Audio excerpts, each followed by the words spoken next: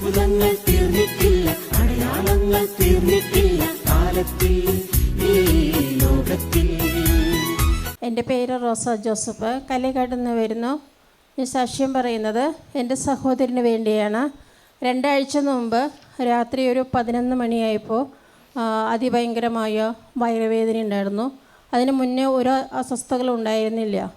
ഞങ്ങൾ കുറേ സമയം വെയിറ്റ് ചെയ്തുകൊണ്ടിരുന്നു. കൂടുതലായപ്പോൾ ഞാൻ പ്രാർത്ഥിച്ചുകൊണ്ടിരിക്കുകയായിരുന്നു. ആ സമയത്ത് കരുണയുടെ കൊന്ത ചൊല്ലിക്കൊണ്ടിരിക്കുകയായിരുന്നു.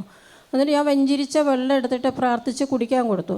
അത് കുടിച്ചപ്പോൾ ഛർദി തുടങ്ങി, ഭയങ്കരമായ ഛർദി. വെറുതെ വെള്ളം ഇങ്ങനെ ഛർദ്ദിച്ചുകൊണ്ടിരിക്കണോ, വേദന നിൽക്കുന്നില്ല. വലത്തെ സൈഡിൻ്റെ കുളത്തി പിടിക്കുന്ന വേദനയായിരുന്നു. പിന്നെ 3:30 മണിയായപ്പോൾ ഞങ്ങൾ മാറുന്നില്ലെന്ന് കണ്ടപ്പോൾ പാലക്കാട് ആശുപത്രിക്ക് ഞങ്ങൾ കൊണ്ടുവന്ന് അഡ്മിറ്റാക്കി 3 ദിവസം കിടന്നു.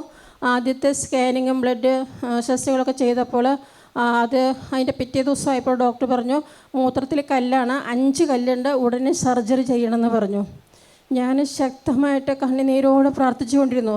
എനിക്ക് നടക്കാതിരിക്കാൻ വയ്യാത്ത ഞാൻ എല്ലാ കാര്യത്തിനും ഓടാൻ ഞാൻ മാത്രമേ ഉള്ളൂ. ഞാൻ പ്രാർത്ഥിച്ചുകൊണ്ടിരുന്നു, എൻ്റെ ഈശോയെ ഇത് ഓപ്പറേഷൻ ചെയ്യാതെ ഈ മരുന്നിലൂടെ ഈ കല്ല് അലിഞ്ഞു പോകാൻ നിൻ്റെ കൃപ ചൊരിയണമേ എന്ന് വളരെ വേദനയോടെ ഞാൻ പ്രാർത്ഥിച്ചുകൊണ്ടിരുന്നു.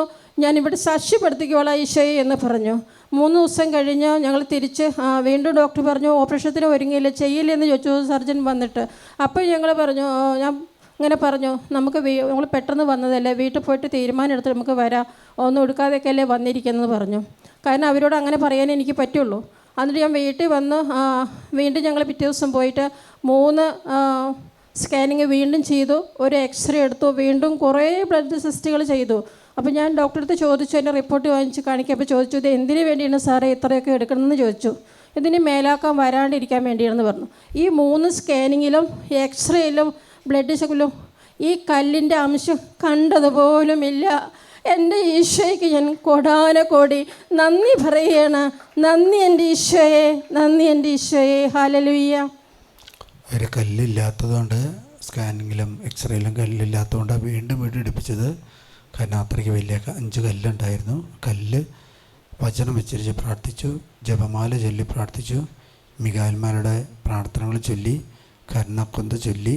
അതിൻ്റെ ഫലമായിട്ട് 5 കല്ലും ശരീരത്തിൽ നിന്ന് അലിഞ്ഞുപോയി. അല്ലരിയ